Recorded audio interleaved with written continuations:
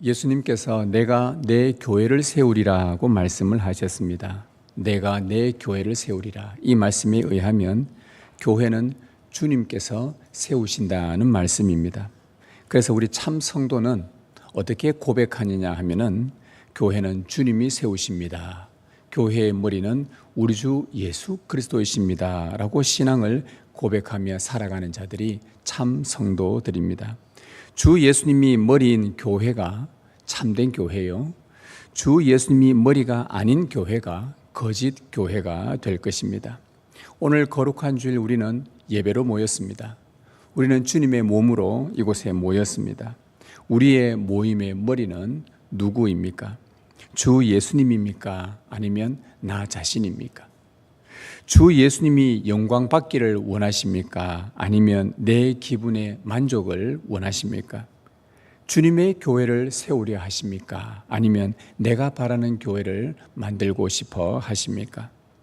간혹 우리의 오류는 나 자신이 생각하는 교회가 옳다고 믿는다는 것입니다. 내가 생각하는 교회 이것이 옳다라고 믿는 것, 이것이 우리의 오류일 때가 참 많습니다. 그래서 자기 나름대로의 교회에 대한 청사진을 그립니다. 이런 교회가 되어야 되고, 이런 교회가 되어야 되고, 이렇게 되어야 되고. 저도 그럴 때가 많았습니다. 그런데 이상하게도 제 생각과 다른 방향으로 교회가 흘러갈 때가 참 많았었습니다. 그럴 때면 무엇이 문제였는지 깨달음을 주시도록 하나님께 기도합니다. 그리고 성경을 뒤적이며 답을 찾으려고 합니다.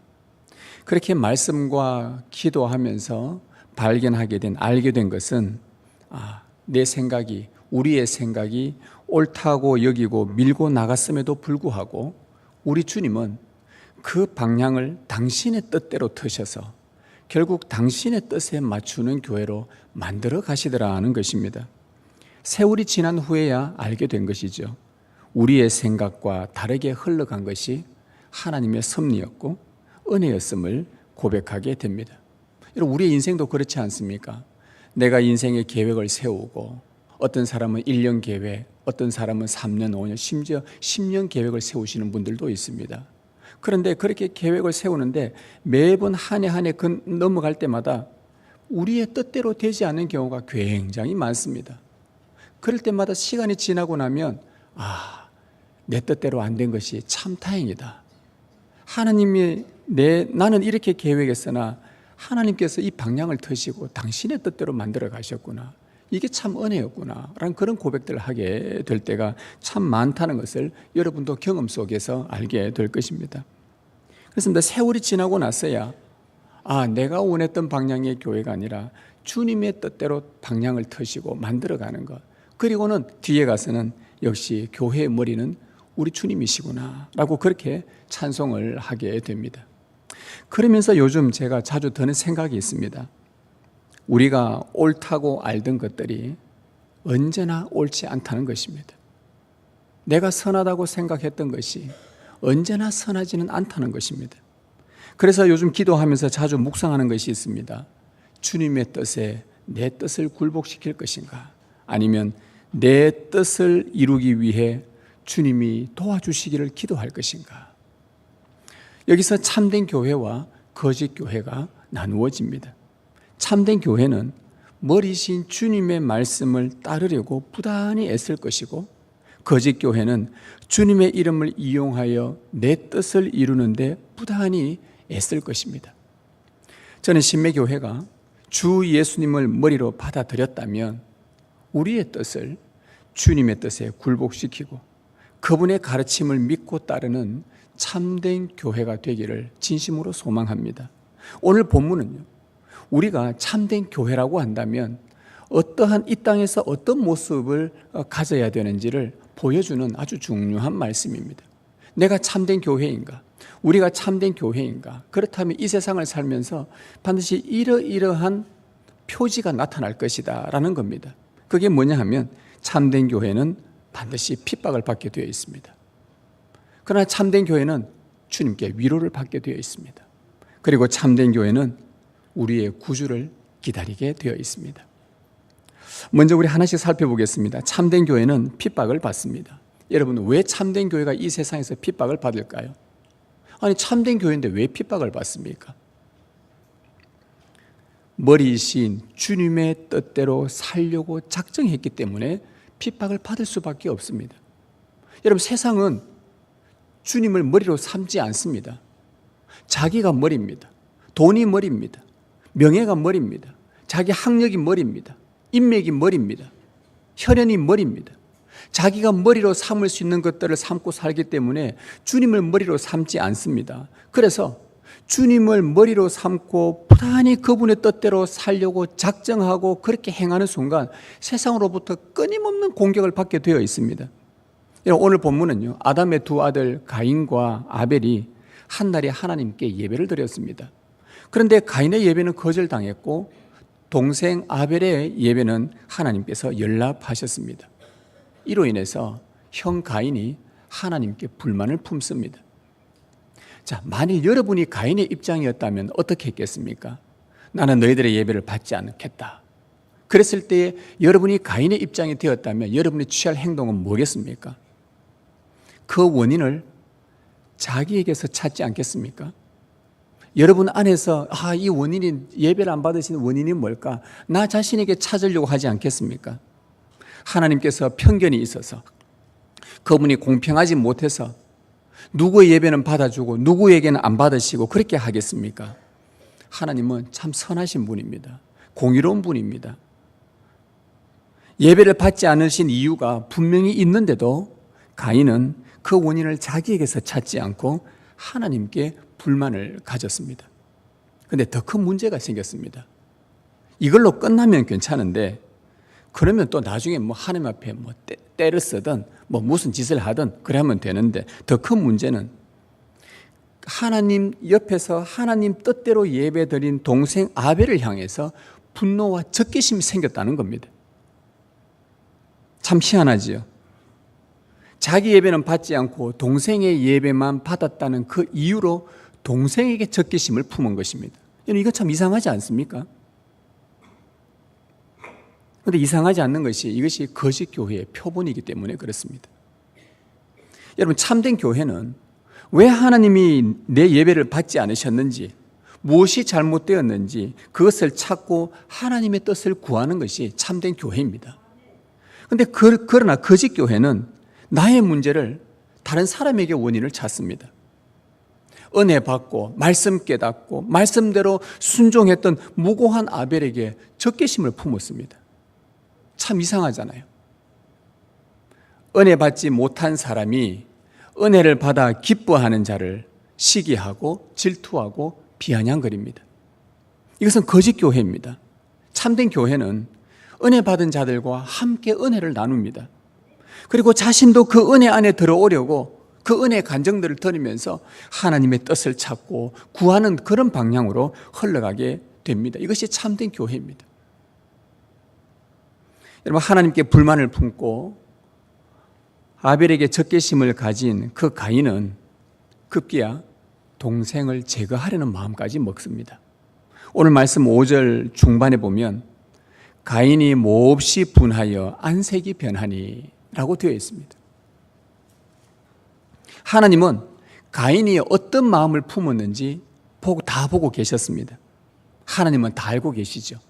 그리고는 이렇게 말씀하셨습니다. 그 가인이 아벨에게 대한 악감정을 품었을 때에 하나님께서 아벨을 해치기 전에 하나님이 이미 권면의 자비의 말씀을 주셨습니다. 6절 7절에 여호와께서 가인에게 이르시되 네가 분하여 하면 어찌 됨이며 안색이 변하면 어찌 됨이냐. 네가 선을 행하면 어찌 낯을 들지 못하겠느냐. 선을 행하지 아니하면 죄가 문에 엎드려 있느니라. 죄가 너를 원하나 너는 죄를 다스릴지니라. 하나님은 가인의 예배를 받지 않은 이유를 꼭 집어 말씀해 주셨습니다. 네가 선을 행하지 않고 살아가기 때문에 그렇다. 여러분, 선이라는 것은 단번에 정의 내리기는 어렵지만 성경 전반에 걸쳐서 우리가 요약을 해보면 선이라는 것은 하나님이 보시기에 좋은 것, 하나님 보시기에 좋았더라가 선이라는 말이죠. 결국 선이라는 것은 하나님의 뜻대로 사는 것입니다. 그런데 가인은 그렇게 살지는 않으면서 예배만 드리니까 그 예배가 하나님께서 받으실 리가 있겠습니까? 왜? 그 예배가 순전하지 못했던 것입니다. 선은 행하지 않으면서 예배만 드린 것이죠. 그 예배가 순전하지 못했습니다. 그래서 하나님은 순전하지 못하니까 다른 생각을 품은 거예요. 그래서 하나님께서 가인에게 분노하지 말아라. 안색이 왜 변하냐? 풀어라. 아벨을 향한 그 적개심을 거두어라. 그리고 너의 삶을 돌아보라. 그렇게 하나님께서 자비의 권면을 해주셨습니다. 회개할 기회를 주신 겁니다. 죄가 네 문 앞에 엎드러져 있다. 죄가 너를 원하는데 너는 죄를 다스려라. 죄는 아벨에게 적개심을 계속 가지라고 속삭이지만, 그러나 죄 짓고 안 짓고는 가인 네 손에 달린 것이다. 너의 의지에 달린 것이다. 그러면서 회개하고 돌이켜서 죄를 다스려라. 죄는 항상 네 앞에 웅크리고 있어 네가 덥석 무는 순간 너는 죄인이 되지만 죄를 짓지 말고 돌이켜라. 이것이 주님의 은혜로운 권면이었습니다. 하나님은 가인에게 회개할 기회를 주셨습니다. 여러분, 참된 교회는 이렇게 회개할 기회를 언제든지 하나님이 주시는데, 주실 때마다 그 하나님의 말씀을 듣고 깨닫고 돌이키는 것이 참된 교회입니다. 그러나 거짓 교회는 하나님을 반하는 자기 뜻을 계속 고집합니다. 가인은 결국 마귀의 부추김에 점점 완악해졌고 의로운 동생 아벨을 향해 적개심을 거두지 않습니다. 마치 악령이 사울 왕을 사로잡았을 때에 사울 왕이 창을 가지고 의로운 다윗을 꽂아 죽이려고 했던 것처럼 그 악감정이 가인에게 계속 올라왔습니다. 결국 하나님의 자비와 권고의 말씀에도 죄를 다스리지 못하고 동생을 살해하는 악을 행하고 말았습니다. 참 안타까운 일이죠. 성경의 역사에서 처음으로 나타나는 살인이 가족 안에서 일어난 살인 행위였습니다. 참 안타까운 일이었습니다. 그런데 이뿐만 아닙니다. 그 가인의 양심이 화인을 맞아서 자기 지은 죄가 죄인 줄도 모르고 깨닫지 못할 정도로 눈이 가려져 버렸습니다. 9절에 보면 여호와께서 가인에게 이르시되 네 아우 아벨이 어디 있느냐? 그가 이르되 내가 알지 못하나이다. 내가 내 아우를 지키는 자니까. 가인은 더 이상 양심의 가책을 듣지 못합니다. 하나님의 소리를 듣지 못하는 자가 되어버렸습니다. 나는 모르겠습니다. 본인이 죽였는데 모른다고 말합니다. 거짓 교회의 모습입니다. 여러분, 사람은요, 죄를 지을 수 있습니다. 잘못할 수 있습니다. 하나님의 법을 늘 어길 수 있습니다. 오늘 이 자리에 우리가 참 점잖게 앉아 있지만 우리가 회개를 해도 무엇을 회개할지 모를 만큼 우리는 많은 죄를 짓고 살아갑니다. 이 땅에서 다 포장을 해서 우리가 안 보일 뿐이지, 우리는 하나님께서 말씀으로 하나하나 다 드러내면, 여러분들이 이 자리에 딱 서서 여러분의 죄를 말씀에 들여대서 고백한다면 부끄러워서 아무 말도 못하는 것이 오늘 우리들입니다. 우리는 누구나 다 죄를 지을 수 있습니다. 그러나 잘못할 수 있지만 참된 교회는 하나님의 그 책망의 소리에 양심이 깨어 듣고 돌이킨다는 겁니다. 그러나 거짓 교회는 양심이 화인 맞아 듣지를 못합니다. 눈이 가려져 있습니다. 여러분, 오늘 본문에서 특이한 점이 하나 있어요. 아벨의 말이 한마디도 없다는 겁니다. 여러분, 신기하지 않습니까? 가인은 계속 말합니다. 죄를 지은 가인은 계속 말합니다. 아벨은 한마디의 말도 없습니다. 그는 그저 묵묵히 하나님의 뜻대로 예배하기로 작정한 것뿐입니다. 하나님이 이렇게 말씀하시니까 아버지 아담으로부터 엄마 하와로부터 들었던 말이 하나님 앞에는 이렇게 예배해야 된다. 그저 그 말을 듣고 그대로 묵묵히 예배했을 뿐입니다. 아벨에게 중요했던 것은 단 한 가지, 선하신 하나님의 뜻이었고 그 뜻을 따르기로 작정하고 행했던 것뿐입니다. 아무 말도 한마디도 없습니다. 성경에 아벨의 말이 한마디도 나오지 않습니다. 그런데 죽임을 당했습니다. 여러분, 이 아벨에게서 많은 신학자들은 아벨은 예수님의 그림자라고 말합니다. 예수님은 선하신 하나님 아버지의 뜻대로 예비한 이 땅에 사는 동안 하나님의 뜻대로 살기로 작정하고 살았던 예수님. 그런데 그분은 거짓 교회였던 사내들인 공회로부터 많은 핍박을 받았습니다. 예수님이 하신 일은 사람들을 사랑하신 일이었고, 그들의 아픔들을 치유하신 일이었고, 그들의 필요를 채워주셨고, 하나님 나라 천국을 전해주셨고, 그래서 그들을 구원으로 인도하신 참 좋은 일을 하셨습니다. 구원의 일을 하셨습니다. 그런데 그런 예수님에 대해서 거짓 교회가 적개심을 품었습니다. 마귀의 부추김에 넘어가자 사내들인 공회의 대제사장과 서기관과 바리새인들은 안색이 변하고, 양심이 화인에 맞아 여러 번 예수님이 말씀하셨지만 그들은 듣지 않았고, 결국 예수님을 십자가에 못 박아 죽였습니다. 아벨과 똑같은 죽임을 예수님은 당하셨습니다. 여러분, 참된 교회인 예수님은 거짓 교회로부터 핍박받고 죽임을 당했습니다. 참된 교회였던 아벨은 거짓 교회인 가인으로부터 핍박을 받고 죽임 당했습니다. 여러분, 오늘날 참된 교회는 거짓 교회로부터 핍박을 받게 되어 있습니다. 이유는 단 한 가지입니다. 하나님의 뜻대로 살려고 작정했기 때문입니다. 여러분들이 이 세상에서 나는 하나님의 뜻대로 살겠다, 나는 말씀대로 살겠다, 세상이 뭐라 하든지 누가 뭐라 하든지 나는 이 말씀 붙들고만 살겠다 라고 하는 자는요, 세상으로부터 많은 공격을 받게 되어 있습니다. 그게 정상입니다. 그러나 거짓 교회는 타협합니다. 공격을 안 받으려고요, 안 다치려고, 좋은 게 좋다고 타협하기 시작할 겁니다. 진리를 타협합니다. 그래서 적정선에서 살아가려고 합니다. 그러면 핍박이 없겠지요. 그렇다고 한다면 우리의 정체성을, 여러분의 정체성을 다시 한번 확인하셔야 됩니다. 내가 참된 교회 편에 서 있는가, 거짓 교회 편에 서 있는가. 하나님의 뜻대로 사는 참된 교회는 옆에 있는 거짓 교회들이 볼 때마다 저들이 계속 의롭게 살아가니까 거짓 교회들은 자기의 죄와 불의가 자꾸 현저하게 드러납니다. 그래서 저들을 제거해야만 내가 살 수 있겠다라는 생각이 거짓 교회입니다. 가인이 바로 그 생각이었습니다. 자기가 하나님 앞에 잘못 드려진 예배를 자기 안에서 찾지 않고 갑자기 화살이 의로운 아벨에게 돌아가서 죄가 없었으면, 죄만 아니었으면 내가 괜찮았지 않았을까. 양심의 화인에 맞아 하나님의 음성을 듣지 못한 것. 여러분, 참된 교회는 핍박을 받게 되어 있습니다. 간절히 바라옵기는 믿음 때문에 여러분들이 세상에서 핍박을 받더라도 참된 교회에 서 계십시오. 주님 편에 서십시오. 핍박이 거셀수록 주님의 뜻대로 살기로 매번 작정해 보십시오. 여러분이 참된 교회라면 핍박은 당연한 것입니다. 그럼 둘째는요, 참된 교회는 위로를 받습니다. 자, 핍박만 자꾸 받으면 사람이 어떻게 견딥니까?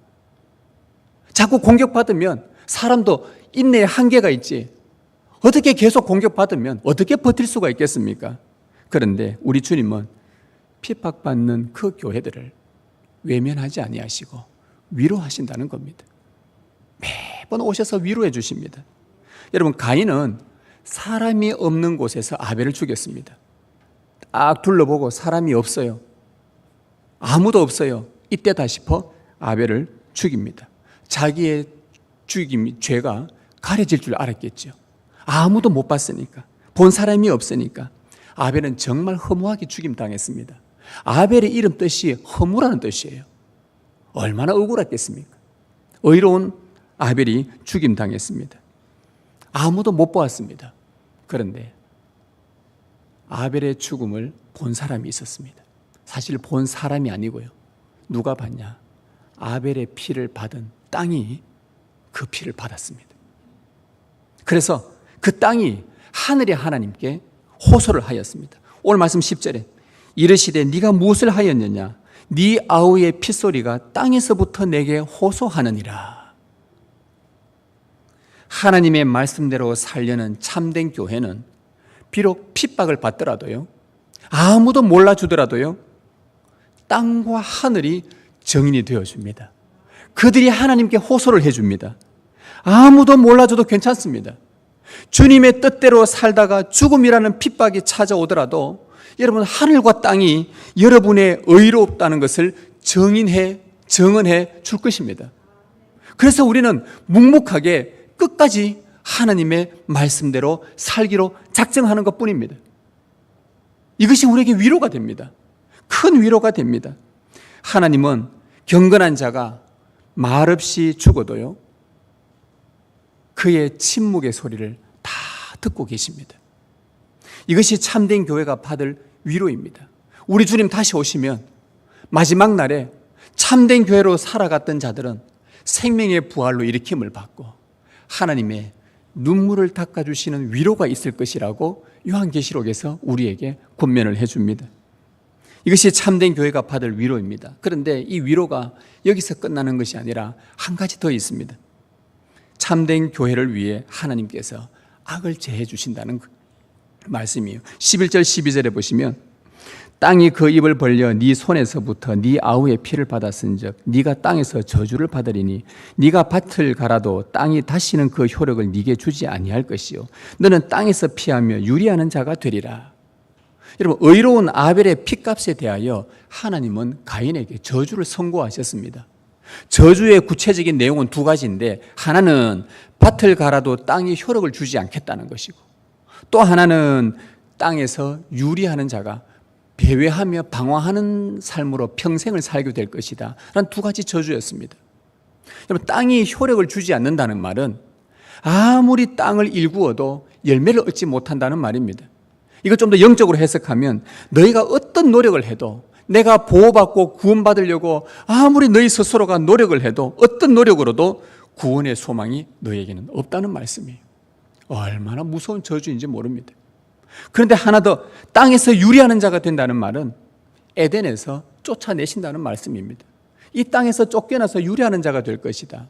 여러분들이 창세기 성경을 가만히 보시면 여기서 한 가지 좀 알아야 될 부분이 있습니다. 여러분, 아담과 하와가 어디에서 쫓겨났습니까? 에덴 동산에서 쫓겨났습니다. 창세기 말씀에 의하면 에덴이라는 이런 땅 지역이 있습니다. 그런데 그 중앙에 에덴 동산을 하나님이 만드시고 그 안에서 살도록 하셨죠. 그런데 이들이 죄를 지었습니다. 죄를 지어서 동산에서 쫓겨났습니다. 쫓겨나서 어디서 살았을까요? 에덴에서 살았습니다. 에덴 바깥은 딴 땅입니다. 다른 땅입니다. 에덴 안에 동산이 있었습니다.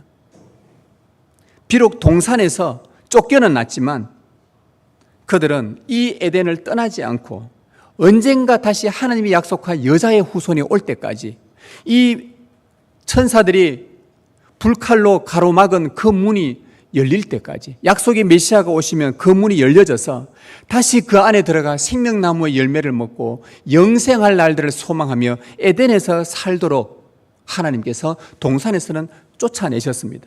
이들은 에덴에서 삽니다. 거기서 구원의 날들을 기다리며 살아가고 있습니다. 그런데 하나님께서 가인에게 내린 저주는 이 에덴에서 마저 떠나버려 땅에서 유리하는 자가 될 것이다. 더 이상 에덴을 떠나면 구원의 소망이 없어집니다. 가인에게 주어진 저주는 구원의 희망인 에덴을 완전히 떠나 세상에서 유리하는 자가 되는 것입니다. 평생 떠돌아다니면서 안식도 없고 에덴에서 구원의 소망도 없이 살아간다는 말입니다. 자기를 의존할 수밖에 없어요. 자기만 의존할 수밖에 없습니다.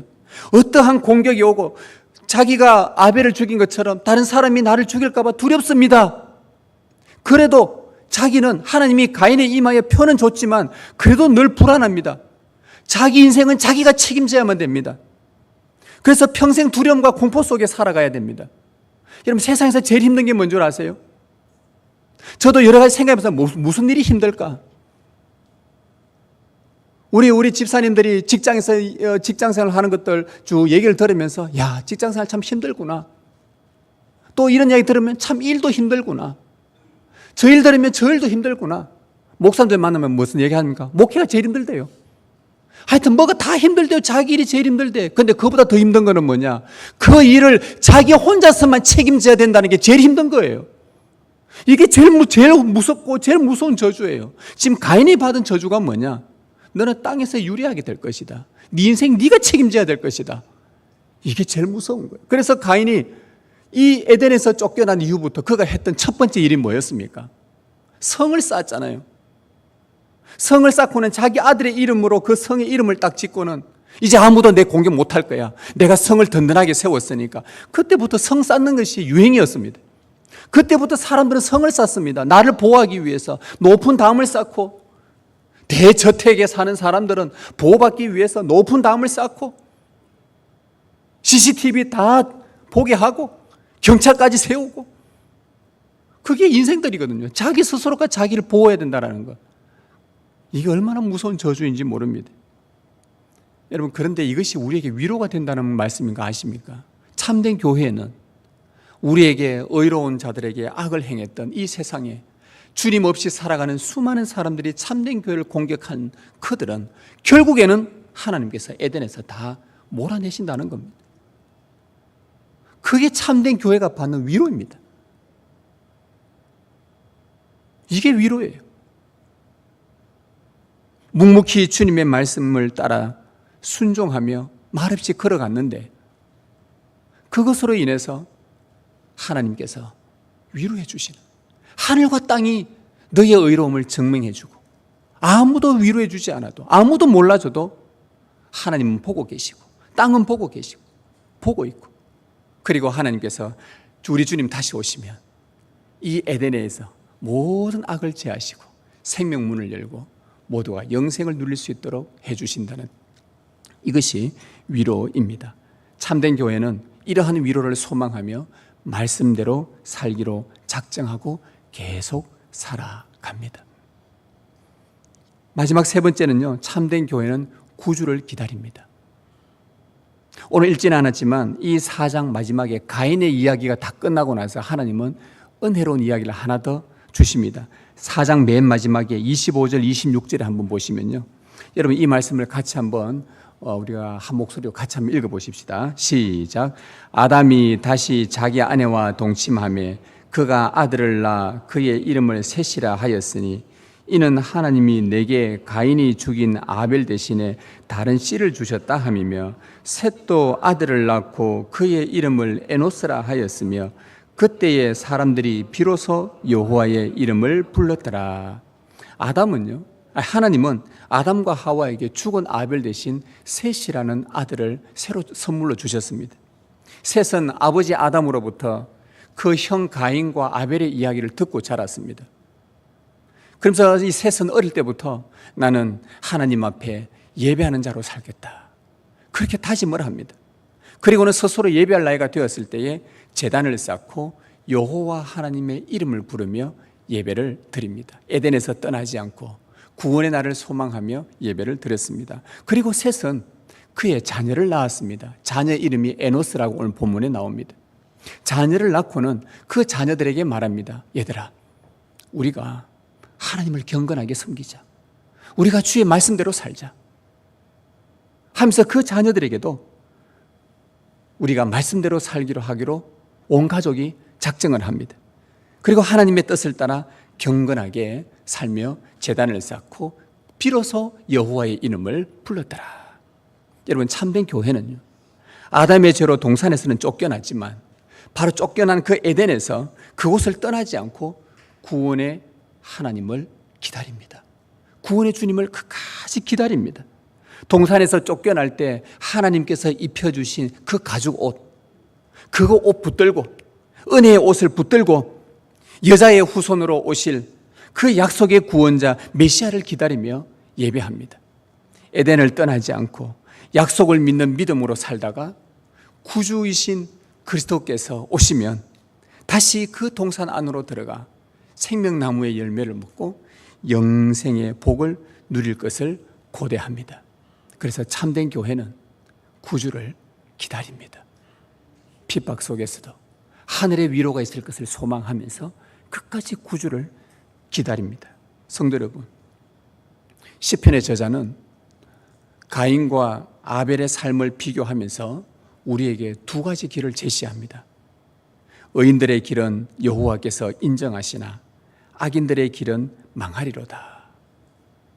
참된 교회는 여호와께서 인정하시고 복을 주시지만 거짓 교회는 반드시 망하게 됩니다. 창세기부터 계시록까지 구속 역사, 하나님이 구원하시는 역사의 전개 속에서 창세기 처음부터 동산에서 쫓겨나 가인이 아벨을 죽이는 그 순간부터 뱀의 후손과 여자의 후손이 나누어지기 시작했습니다. 이게 어디까지 갈까요? 성경 제일 마지막 책 요한계시록 바로 앞에 유다서에 가보면 이 내용을 그대로 인용을 하면서 너희는 가인의 길을 걷지 말아라. 의로운 아벨을 죽였느니라고 말씀합니다. 창세기 처음부터 성경 마지막 유다서까지의 하나님의 구속의 역사 이야기는 의인들은 하나님께서 인정하시나 악인들은 망한다는 말씀입니다. 그리고 요한계시록 마지막 최종적인 어린 양 예수 그리스도께서 승리하시는 그 장에 가보면 어린 양께 속한 자는 반드시 이기리로다 라고 말씀을 해주십니다. 여러분, 참된 교회로 든든히 서 가십시다. 내 뜻을 이루기 위해 주님께 간구하는 이런 거짓 교회의 습관을 버리고 우리의 뜻을 주님의 뜻에 굴복시키며 살아가십시다. 주님의 뜻대로 살기로 작정을 하십시다. 그럴 때에 우리에게 찾아오는 당연한 그 핍박 기쁘게 받아들이십시다. 세상이 참된 교회를 시기하고 질투하는 것은 당연한 줄 알고 어떤 핍박에도 주님 뜻대로 살려는 이 마음을 놓지 마십시다. 또한 핍박받는 참된 교회를 외면하지 아니하시는 우리 주님을 바라보기를 바랍니다. 그분이 위로하십니다. 끝까지 묵묵히 말없이 주님의 말씀 붙들고 걸어가는 자들에게 위로하십니다. 돈을 찾아가고 사람을 찾아가고 설득시키고 내 형편을 말하고 나중에 가보니까 그게 다 나에게 올무로 돌아오더라고요. 여러분, 주님을 찾으십시오. 주님을 부르십시오. 그게 순전한 것이고 그게 깨끗한 길이고 그게 의의 길입니다. 그러면은 우리 주님께서 우리를 핍박하던 자들을 에덴에서 제하시고 멀리 보내시고 위로해 주시며 그 위로하시는 하나님을 바라볼 수 있기를 바랍니다. 또한 구원의 주님이 다시 오실 때까지 주님께서 입혀주신 예수 그리스도의 구원의 옷 잘 붙들고 약속의 말씀을 따라 영원한 생명 누릴 것을 소망하면서 믿음으로 주님의 의를 붙들며 계속 살아가십시다. 주님의 은혜와 평강이 함께하기를 축복합니다.